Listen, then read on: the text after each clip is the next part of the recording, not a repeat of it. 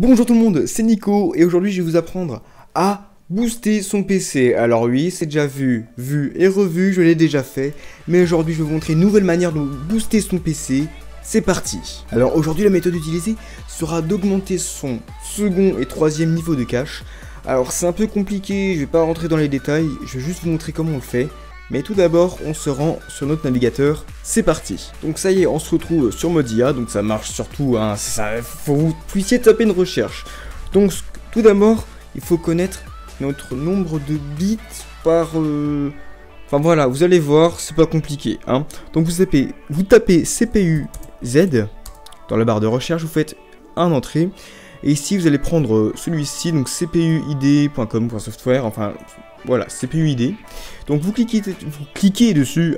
Enfin. Donc vous cliquez dessus, vous faites download. Donc ici vous avez le choix entre le chinois et l'anglais. Hein, moi personnellement je prends l'anglais. Donc j'ai déjà téléchargé. Vous cliquez sur download now, enregistrer le fichier. Patati patata, hop. Vous le téléchargez, c'est pas compliqué du tout. Enfin ça je vous le laisse faire, hein, c'est pas le but du tuto. Voilà.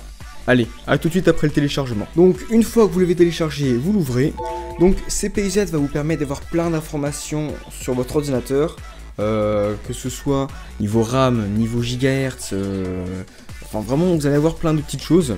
Et nous, ce qui va vraiment nous intéresser, c'est ici, cache, L1, L1, enfin, ici, surtout le L2, L3. Donc, level 2, level 3. Donc, ici, il faut bien se fier à ces chiffres. Donc, je vous conseille de prendre une calculatrice ou quelque chose de quoi calculer pour avoir des... Pour être sûr, voilà tout simplement. Donc ça on laisse ça de côté. Et ce que vous allez faire maintenant, c'est que vous allez faire Windows R. Donc la petite flèche, enfin pas la petite flèche, les petits drapeaux là, Windows R. Voilà, logo Windows plus R. Donc vous laissez appuyer Windows et R, c'est pas compliqué. Ensuite ici vous allez taper regedit, donc rejedit, enfin rejedit hein, si vous voulez, ça dépend. Ça dépend comment prononcer. Vous faites entrée, ok. Donc ici oui. Vous allez arriver là-dessus. Donc là maintenant ce qu'il faut absolument pas c'est supprimer un des fichiers qu'il y a là-dedans car ça peut être extrêmement vital pour votre ordinateur. Ok. Donc là vous allez cliquer, donc vous allez ouvrir ici HK Local Machine. Ici Système, donc vous descendez Système. Vous descendez Current Control 7, donc pas confondre les deux. Ici vous descendez dans Control. Vous descendez encore. Vous allez cliquer, ouvrir Session Manager. Ici, Memory Management. Donc, je le mets un peu plus grand. Hop. Vous allez cliquer dessus. Voilà. Bon, là, on est sur le plus important. Donc, là, notre but, ça va être d'augmenter notre second niveau de cache. Donc, celui-ci et notre troisième. Donc, pour le second niveau de cache, donc normalement, vous avez tous ceci, Second Level Data Cache, qui est activé. Donc, il faut savoir que, imaginons, ici, vous avez 2 fois 256 bits, ok. Donc, vous allez faire 2 fois 256, ça fait 512, ok. Donc, moi, j'ai déjà fait, je vous le refais avec vous. Donc, vous sélectionnez avec un clic gauche, clic droit, modifier. Donc, vérifiez bien que vous êtes en décimale. Et ici, vous allez rentrer donc votre 2 fois 256, donc 512, tout simplement. Donc là, on a augmenté notre Second Level Data Cache, ok. Ensuite, petit plus que vous pouvez faire, c'est que vous pouvez activer le Large System Cache. J'aime bien dire Cache. Là, vous cliquez dessus, vous sélectionnez, clic droit modifier. Et si normalement de base vous avez 0, et vous allez mettre 1, vous allez faire OK. Donc il faut bien vérifier d'être en hexadécimal ici. Donc je vous le refais. Donc vous sélectionnez Large System Cache, clic droit modifier. Et ici, au lieu de 0, vous mettez un 1. Donc bien sûr en hexadécimal. OK. Ensuite, pour le Third Level Data Cache, donc moi je vais le faire avec vous. Donc ici, je supprime. Hop.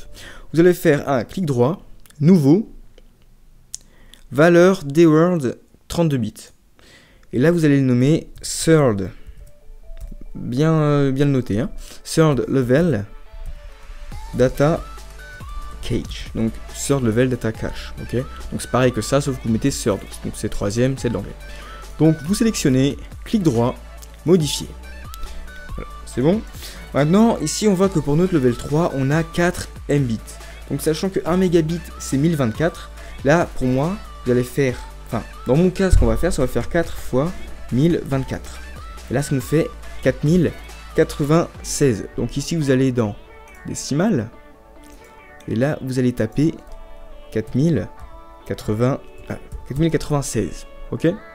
Si on peut voir, ça nous fait 1000. Donc vous faites OK. Et là ce que vous allez faire, c'est que vous allez redémarrer. Mais tout d'abord, ce que je tiens à vous montrer, et surtout ne faites pas de cette bêtise, prenez-le avec vos chiffres, d'accord. Imaginons ici vous avez 4. Ici pour votre second level data cage, imaginons que vous avez 4, vous faites modifier, vous allez dans décimales, vous allez faire 4 fois 256, donc ici imaginons que vous avez 4, vous avez 4 fois 256, vous faites 4 fois 256, entrée, donc j'ai ma calculatrice à côté, et là ici vous allez mettre 1060, parce que 4 fois 256 ça fait 1060, ok. Donc moi vu que c'est 2 fois 256, ben ça fait 512 tout simplement, vous faites OK. On est d'accord? Pareil pour le surlevel data cage, je sais, je l'ai dit, hein, je l'ai déjà dit, mais je tiens vraiment à le préciser, c'est hyper important pour pas qu'il y ait de problème. Ici, dans décimales, vous allez taper 4 fois 1024, parce que 1 mégabit, c'est 1024 bits, tout simplement, ok.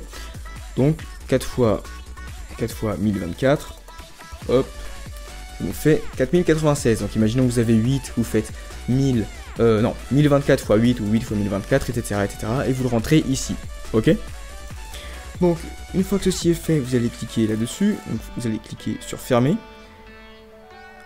Voilà. Maintenant, vous avez tout fermé. Maintenant, ce que vous allez faire, c'est que vous allez redémarrer votre ordinateur. Donc, ça risque de prendre un petit peu plus de temps que d'habitude. C'est normal, c'est le temps que Windows prenne en compte vos nouvelles données que vous lui avez données.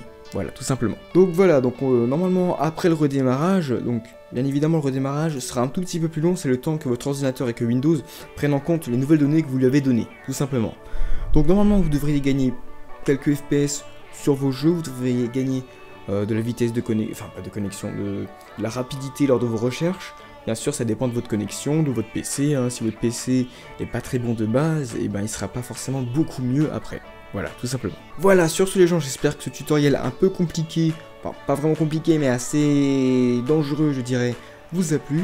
N'hésitez pas à mettre un commentaire, à liker, à vous abonner à ma chaîne, à suivre, à me suivre sur les réseaux sociaux tout simplement, à regarder mes autres vidéos. Et sur ce, ciao tout le monde, à plus dans une prochaine vidéo, bye.